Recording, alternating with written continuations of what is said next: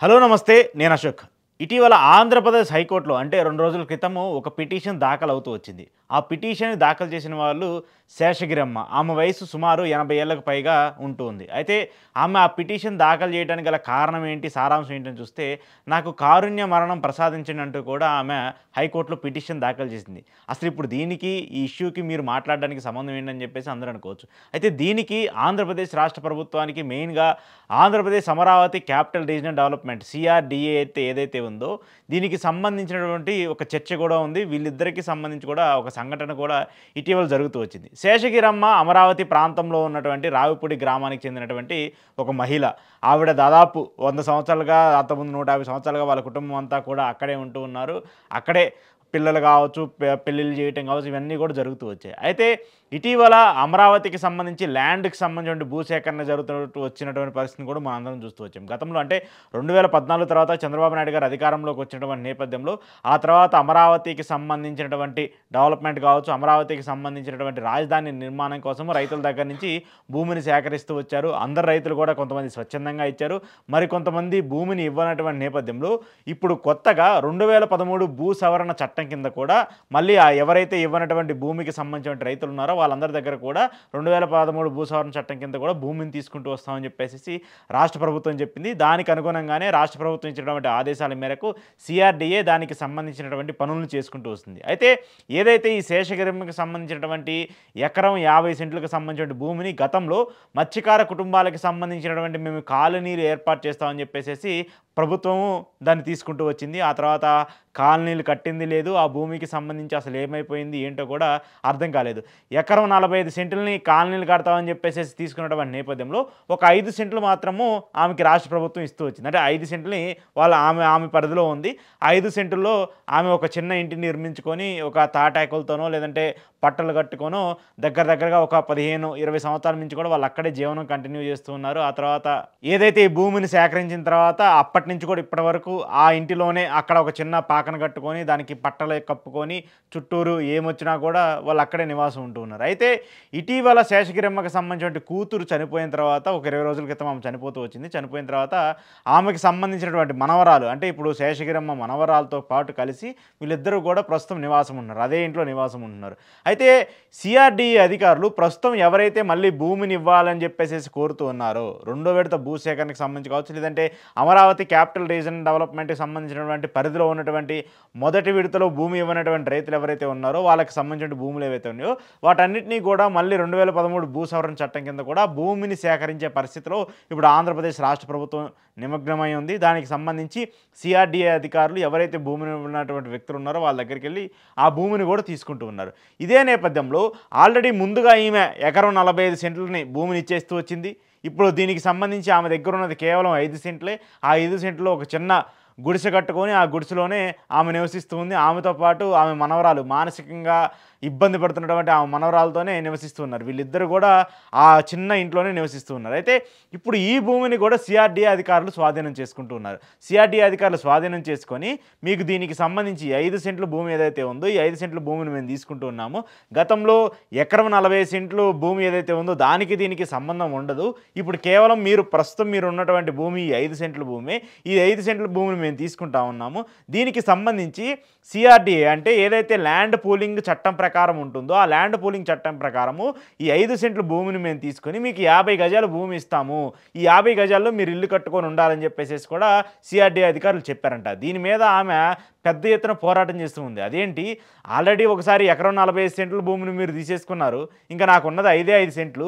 ఈ 5 సెంట్లో నేను ఒక చిన్న గుడిసె కట్టుకున్నాను. ఆ గుడిసెలో నేను అసలు ఏమాత్రం తెలియని కనీసం మతిస్థిమితం ఉన్నటువంటి నా మనవరాలను పెట్టుకొని నేను జీవనం సాగిస్తూ ఉంటే ఈ భూమిని కూడా మీరు లాగేసుకుంటే, ఈ ఇంటిని కూడా మీరు లాగేసుకుంటే నేను ఎక్కడ ఉండాలని చెప్పేసి ఆమె రోజు సిఆర్‌డీఏ అధికారులు చుట్టూరు తిరుగుతుంది. సిఆర్‌డీఏే కార్యాలయానికి వెళ్తుంది. అక్కడ ధర్నాలు చేస్తుంది, అక్కడ నిరసనలు చేస్తుంది. అయినా కూడా సిఆర్‌డీఏ అధికారులు పట్టించుకున్నటువంటి పరిస్థితి లేదు. డైరెక్ట్‌గా వారం 10 రోజుల క్రితం ఆమె ఇంటికి వెళ్ళారంట. ఆమె ఇంటికి వెళ్ళేసి మీరు ఇక్కడి నుంచి ఖాళీ చేయాల్సిందే, ఖాళీ చేయకపోతే మాత్రం మిమ్మల్ని బలవంతంగా బయటికి నెట్టేయాల్సిన పరిస్థితి వస్తుందని చెప్పేసి సిఆర్‌డీఏ అధికారులు చెప్పగానే ఆమెకి ఏం చేయాలో తెలియని స్థితిలో ఆమె బయటకు వచ్చేసి రోడ్డు మీద నిల్చుంది. అయితే ఈ అంశానికి సంబంధించి ఆమె ఆల్రెడీ ఎకరం 40 సెంట్ల భూమిని తీసుకుంది. రాష్ట్ర ప్రభుత్వం సరే గత ప్రభుత్వాలు ఎవరు తీసుకున్నారనేది చంద్రబాబు నాయుడు గారు తీసుకున్నారో అంతకుముందు తీసుకున్నారో తెలియదు. కానీ దానికి సంబంధించి ఎకరం 45 సెంట్లు తీసుకుంది, మిగతా 5 సెంట్లు మాత్రమే ఉంది, దాంట్లో ఆమె నివసిస్తూ ఉన్నారు. ఇప్పుడు మీరు 5 సెంట్ల భూమిని తీసుకుంటే ఆమె ఎక్కడ నిలబడాలి? ఆమె ఏ ఇంట్లో ఉండాలి? ఎవరింట్లో ఉండాలి? మీరు ల్యాండ్ పూలింగ్ కోసం అని చెప్పేసి మీ ఇష్టం వచ్చినట్టు మీరు భూసేకరణ చేసేసుకుంటూ ఉంటే ఈరోజు ఆ వృద్ధురాల్ని నడి రోడ్డు మీద మీరు నిలబెడితే ఆమెకి ఈరోజు పరిస్థితి ఏంటి? ఈరోజు ఆమెతో పాటు మతిస్థిమితం లేనటువంటి మనవరాలు ఉంది. వాళ్ళిద్దరూ కూడా వాళ్ళ జీవనాధారం మొత్తం చూసినా కూడా వాళ్ళిద్దరూ కూడా ప్రభుత్వం ఇచ్చేటువంటి పెన్షన్ మీద మాత్రమే ఆధారపడి బతుకుతూ ఉన్నారు. పనిచేసే పరిస్థితి కాదు, లేదంటే ఎవరో తీసుకొచ్చి తిండి పెడితే తినే స్థితి. రాష్ట్ర ప్రభుత్వం చూస్తేనేమో ఉన్న భూమిని ఉండే చిన్న గుడిసెను కూడా లాక్కునే పరిస్థితికి వచ్చేసింది. ఈరోజు ఆ మహిళ ఆ వృద్ధురాలు ఎవరైతే ఉన్నారో ఆ వృద్ధురాలు అక్కడ ఉన్నటువంటి కొంతమంది వ్యక్తుల సాయంతో కోర్టుకు వెళ్ళి అయ్యా ఇది పరిస్థితి, గతంలో ఎకరం 50 సెంట్లు ఉంటే ఎకరం 40 సెంట్లని రాష్ట్ర ప్రభుత్వమే తీసేసుకుంది, ఆ తర్వాత నాకు 5 సెంట్లు ఉంటే 5 సెంట్లు ఇల్లు కట్టుకున్నాను, ఇప్పుడు మళ్ళీ భూసేకరణ అని చెప్పేసి 5 సెంట్లను కూడా ఉన్నటువంటి ఆ ల్యాండ్ కొంచెాన్ని కూడా ప్రభుత్వం లాగేసుకుంటుంది, కనీసం నన్ను తీసుకెళ్ళి ఆ పరిసర ప్రాంతాల్లో ఎక్కడ ఉంటే అనాథాశ్రమంలోనో లేదంటే ప్రభుత్వం ఈ 5 సెంట్లు నేను ఇవ్వడానికి సిద్ధంగానే ఉన్నాను, దీన్ని నేను ఎక్కడా కూడా నిరాకరించట్లేదు, అమరావతి రాజధాని కడతా అంటే కట్టుకోండి, 5 సెంట్ల భూమి నేను ఇస్తాను, కానీ నేను నా మనవరాలు ఉండడానికి ఒక చిన్న రూమునో ఒక చిన్న గదినో లేదంటే ప్రభుత్వం ఏదన్నా నిర్మించి మాకు ఇస్తే మేము సంతోషంగా ఈ 5 సెంట్ల భూమిని కూడా మీకు ఇచ్చేస్తామని చెప్పేసి ఆ వృద్ధురాలు కోరుకుంటుంది. అయితే అది ఇవ్వడానికి కూడా ప్రభుత్వం నిరాకరిస్తూ వచ్చింది. ఆమె కోర్టుకు వెళ్ళి కోర్టుకు పిటిషన్ దాఖలు చేసి హైకోర్టు దాన్ని తీసుకొని విచారిస్తున్నప్పటికీ కూడా కొన్ని ప్రభుత్వం తరపు లాయర్లు చెప్తున్నటువంటి అంశాలు చూస్తుంటే విచిత్రాన్ని కలిగిస్తూ ఉన్నాయి. అసలు అమరావతి ప్రాంతంలో ఎలాంటి వృద్ధాశ్రమాలు కూడా లేవు, ఆమెను అక్కడ పెట్టడానికంటూ కూడా మాట్లాడుతున్నారు. సో డైరెక్ట్గా ఆమె అప్పుడు కోర్టును ఒకటే అభ్యర్థించింది, నాకు కారుణ్య మరణాన్ని కోసం అనుమతి ఇవ్వండి అంటూ కూడా ఆమె మాట్లాడుతూ వచ్చింది. ఇంత దౌర్భాగ్య పరిస్థితిలో, ఇంత దరిద్రమైనటువంటి దుస్థితిలో ఈరోజు ప్రజలు ఉన్నారా? మీకు భూములు ఇచ్చినటువంటి రైతుల పరిస్థితి అంటే సరే ఓకే, వాళ్ళకి ఇచ్చినటువంటి ల్యాండ్స్ మీరు ఇచ్చేటువంటి ప్లాట్స్ లేవు, మీ కమర్షియల్ ప్లాట్స్ అంటారా రెసిడెన్షియల్ ప్లాట్స్ అంటారా ఏవేవో మాటలు చెప్పారు, ఏవేవో అత్తరబూసి మాయ చేసి ఏదో చేస్తారు కదా, అలాంటివన్నీ చేశారు. భూములు తీసుకునేంత వరకు, భూములు తీసుకున్న తర్వాత వాళ్ళు మీ కార్యాలయం చుట్టూ చెప్పులు అరిగిపోయేలాగా తిరుగుతూ ఉండాలి, వాళ్ళకి న్యాయం జరిగే పరిస్థితి ఉండదు. ఇప్పటికీ 11 సంవత్సరాలు దాటిపోయింది, ఇది 12వ సంవత్సరం ఆన్గోయింగ్ రన్నింగ్ అవుతూ ఉంది అమరావతి క్యాపిటల్కి సంబంధించి. దీని ఇప్పటి వరకు ఈ 11 ఏళ్లలో ఆంధ్రప్రదేశ్ రాష్ట్ర ప్రభుత్వము ఆ భూములు ఇచ్చినటువంటి రైతులకి ఏం న్యాయం చేసింది? వాళ్ళు ఏ రోజు అమరావతి ప్రాంతంలో ఉన్నటువంటి రైతులు సిఆర్డీఏ గడప తొక్కకుండా ఉన్నారు? ఒక్కరోజు చెప్పండి మీరు, కనీసం ఒక్కరోజైనా సిఆర్డీఏ కార్యాలయానికి ఒక్క రైతు కూడా రాకుండా ఉన్నటువంటి రోజు ఒక్కరోజు చెప్పండి, ఆదివారం మినహాయిస్తే. ప్రతిరోజు కూడా ఎవరో ఒకరు వచ్చి వాళ్ళ గోడుని చెప్పుకొని వాళ్ళ బాధను చెప్పుకునే పరిస్థితే కదా. అలాంటి దుస్థితిలో ఉన్నటువంటి అధికారులు ఎందుకు? మీకోసం మీరు రాజధాని నిర్మిస్తాము, క్వాంటమ్ వ్యాలీ నిర్మిస్తాము, ఆకాశంలో నుంచి అద్భుతాలు సృష్టిస్తాము, పెద్ద అద్దాల మేడలు కడతామని చెప్పేసి చెప్తూ ఉన్నప్పుడు ఈరోజు 5 సెంట్లు భూమిని కూడా మీకు ఇస్తానికి సిద్ధంగా ఉంటే ఆ తల్లిని లేదంటే ఆ వృద్ధురాల్ని ఆ మతిస్థిమితం లేనటువంటి ఆ మనవరాలను చూస్తున్నప్పుడు కనీసం జాలి కూడా లేదా? మీకు మనస్సాక్షి కొంచెం కూడా అనిపించలేదా? ఆల్రెడీ ఉన్న భూమిని లాగేసుకున్నారు, ఉంటున్నటువంటి 5 సెంట్ల భూమి మీకు ఇవ్వడానికి కూడా సిద్ధంగా ఉంది. దీనికి ఆల్టర్నేటివ్ నాకు ఏదో ఒకటి చూపించండి, నాకు ఒక చిన్న గుడిసె కట్టివ్వండి, నేను అక్కడికి వెళ్ళి ఉంటాను, మీకు భూమిని ఇవ్వడానికి కూడా నేను సిద్ధంగా ఉన్నానని చెప్పేసి ఆమె చెప్తూ ఉన్నా కూడా లేదు ఇంకా మాకు అది మా పరిధిలో లేదని చెప్పేసి వాళ్ళని రోడ్డు మీద నుంచోబెట్టి కట్టుబట్టలతో వాళ్ళని రోడ్డు మీద పడేసి ఆ భూమిని తీసుకున్నటువంటి సిఆర్డీఏ అధికారులు కొద్దిగా కూడా మనస్సాక్షి లేదా? మంత్రి నారాయణ గారు మీ పరిధిలోనే కదా ఇవన్నీ జరుగుతూ ఉన్నది, మీ కిందే కదా ఇవన్నీ జరుగుతూ ఉన్నది. అమరావతి రాజధానిని కట్టే బాధ్యత చంద్రబాబు నాయుడు గారు మీకే కదా అప్పగించింది. ఇలాంటి ఒక పరిస్థితి వచ్చినప్పుడు దీనికి సంబంధించి ఆ తల్లి ఆ కోర్టుకు వెళ్ళిందంటే, కోర్టు దాకా వెళ్ళి ఆ వృద్ధురాలు ఈరోజు 80 ఏళ్ల వయసులో కూడా మీరు చేసినటువంటి ఒక దాష్టికం మీద పోరాడుతూ ఉందంటే దానికి సంబంధించి నాకు న్యాయం చేయండి మహాప్రభు అని చెప్పేసి కోర్టులు తలుపు తట్టిందంటే ఎంత దరిద్రమైనటువంటి పరిస్థితిలో ఈరోజు మనం ఉన్నాము. వాళ్ళేమి చేతుల్లో శక్తి ఉండి మోయడానికి బలం ఉండి పని చేసుకొని సంపాదించే పరిస్థితి ఉన్నటువంటి వ్యక్తులు కూడా కాదు కదా. ఒక పక్క ఆ పాపను చూస్తేనేమో మతిస్థిమితం లేనటువంటి ఒక మహిళ, ఈమెను చూస్తేనేమో 80 ఏళ్ళకి పైగా వృద్ధురాలు. సో వీళ్ళిద్దరూ ఎక్కడికని వెళ్ళి ఉంటారు, ఏం చేస్తారు రోడ్డు మీదకి వచ్చేసి? ప్రభుత్వం ఏం చేస్తుంది దీనికి సంబంధించి? కనీసం మనకి మనస్సాక్షి ఉండాలి కదా. సరే మహానగరాలు కడతామా లేదంటే అద్భుతాలు సృష్టిస్తామా అని పక్కన పెట్టేస్తే కనీసం సాటి మనిషిగా అయినా ఆ వృద్ధురాలికి న్యాయం చేయాల్సిన బాధ్యత ఉంటుంది కదా.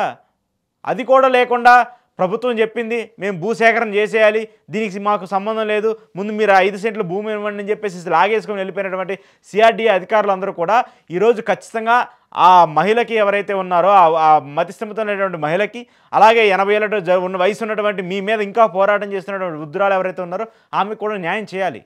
న్యాయం చేయకపోతే మన ప్రభుత్వానికి అసలు విలువ అనేదే ఉండదు. ఈరోజు ఇంతమంది మీకు రైతులు ఇచ్చినటువంటి వాళ్ళ ఏడుపులు ఒక పక్క, ఆల్రెడీ మీరు కొత్తగా 40,000 ఎకరాలు భూమిని తీసుకుంటామని చెప్పేసి అసలు మేము ఇవ్వమని చెప్పేసి ధర్నాలు చేస్తున్నటువంటి రైతులు మరో పక్క, ఈరోజు ఇలాంటి వృద్ధురాలకు సంబంధించినటువంటి వాళ్ళు ఉండేటువంటి ఇంటిని కూడా పక్కకు నెట్టేసి వాళ్ళందరినీ బయటికి పంపించి ఆ 5 సెంట్ల భూమిని కూడా లాగేసుకునేటువంటి పరిస్థితికి మనం వచ్చామంటే మనం కట్టేది రాజధానా, లేదంటే వాళ్ళు మాట్లాడేటువంటి మాటలు వాళ్ళని ఇబ్బంది పెట్టి కట్టేటువంటి రాజధానిగానే మనం చూసుకోవాలా? సో ఏదైతే దీని మీద హైకోర్టు ఒక మంచి తీర్పు ఇస్తుందని చెప్పేసి అనుకుంటూ ఉన్నామో, దాంతోపాటు ఈ భూసేకరణకు సంబంధించి బలవంతంగా మీరు చేస్తే మాత్రం ఖచ్చితంగా అది రాష్ట్ర ప్రభుత్వానికి కావచ్చు, రాష్ట్ర ప్రజలకే ఒక మంచి పద్ధతి కానే పరిస్థితి ఉంటుంది. వాళ్ళందరూ కూడా వాళ్ళు ఎప్పుడు ఎవరైనా సరే సంతోషంగా ఇవ్వాలి. భూములు అయినాయి ఏదైనా కట్టుకోవడానికి సంతోషంగా భూములు ఇస్తే బాగుంటుంది. అలా కాకుండా ఉన్న భూమిని కూడా కనీసం ఇల్లు ఉన్నటువంటి భూమిని కూడా మీరు లాగేసుకొని బయటికి తీసుకొచ్చి వాళ్ళ ఏడుపులు, వాళ్ళ బాధలు, మిమ్మల్ని శాపనార్థాలు పెట్టడము, మీ మీద విమర్శలు చేయటము, ఇవన్నీ కూడా మీకే నష్టం చేకూర్చే పరిస్థితి ఉంటుంది. సో రాజకీయ అంశాలని, మిగతా అంశాలన్నింటినీ ఈ విషయంలోకి తీసుకురాకుండా ఆ వృద్ధురాలికి ప్రభుత్వం న్యాయం చేయాలి. వెంటనే న్యాయం చేయాలి. మీకు 5 సెంట్లు భూమి ఇవ్వడానికి కూడా ఆమె సిద్ధంగా ఉన్నారు. దానికి తోడు నాకు ఎక్కడికన్నా ఆల్టర్నేటివ్గా ఒక ప్లేస్ని క్రియేట్ చేయండి, ఆల్టర్నేటివ్గా ఏదైనా ఒక చిన్న రూమ్ కట్టివ్వండి, అక్కడ నేను ఉంటాను, మీ 5 సెంట్ల భూమి కూడా మీరు తీసేసుకోండి అని చెప్పేసి ఆమె చెప్తుంది. అలాంటి పని కూడా మనం చేయలేకపోతే ఇక మన పరిస్థితి ఎందుకు, మన ప్రభుత్వం ఎందుకు? మనకు 164 సీట్లు ఇచ్చిన మనల్ని అగ్రస్థానంలో కూర్చోబెట్టి మన అగ్రభాగంగా ఉన్నటువంటి మనకి ఈ ఉపయోగం ఏముంటుంది? సో ఖచ్చితంగా రాష్ట్ర ప్రభుత్వము ఎవరైతే శేషగిరమ్మకి సంబంధించినటువంటి అన్యాయం జరుగుతుందో వెంటనే తక్షణమే ఆమెకి న్యాయం చేయాలి. ఆమె ఉండడానికి కూడా ఒక గృహాన్ని నిర్మించివ్వాలని చెప్పేసి కూడా ఖచ్చితంగా కోరుకుంటూ ఉన్నాం.